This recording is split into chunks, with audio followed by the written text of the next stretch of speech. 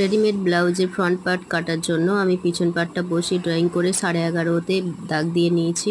তারপর 1.5 ইঞ্চি এক্সট্রা নিয়েছি। এরপরে 8 ইঞ্চিতে দাগ দিয়েছি কটরির জন্য।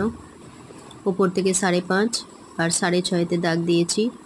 আর্ম হোলের জন্য 1/2 ইঞ্চিতে শেপ দিয়ে নিয়েছি। আর্ম হোল থেকে 2.5 ইঞ্চিতে দাগ দেওয়া হয়েছে। আর এখানে 1 ইঞ্চি 2 সুত দাগ দেওয়া হয়েছে।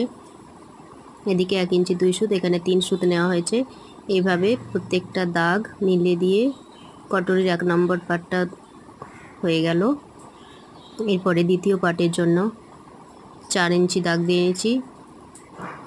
4 ইঞ্চি আর মোট 8 ইঞ্চি নেওয়া হয়েছে। এদিকে 1/2 ইঞ্চি শেপ, এদিকে 1 ইঞ্চি 2 সুত শেপ, আর এখানে 1.25 ইঞ্চি শেপ দিয়ে নেওয়া হয়েছে। এর টোটাল মার্ক করে নিয়ে তারপরে আবার 1/2 ইঞ্চিতে বসিয়ে 10 ইঞ্চি হয়েছে। তারপরে আবার 6.5 ইঞ্চি থেকে 10 ইঞ্চি নেওয়ার পরে 1 ইঞ্চি কম নিয়ে থার্ড পার্টের জন্য মার্ক করে নিয়েছি। এভাবে 1, 2, 3 নাম্বার পার্ট শেষ হয়ে গেল।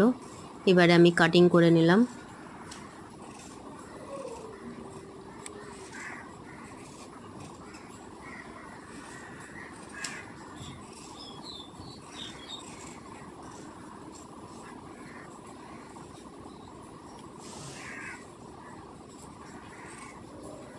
এভাবে রেডিমেড ব্লাউজের 3টে অংশ কাটিং করা হয়ে গেল।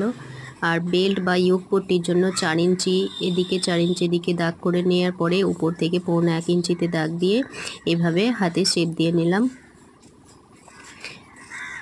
এবারে ইয়োক পট্টি বা বেল্ট কেটে নিলাম। তো বন্ধুরা, তোমাদের কেমন লাগলো কমেন্টে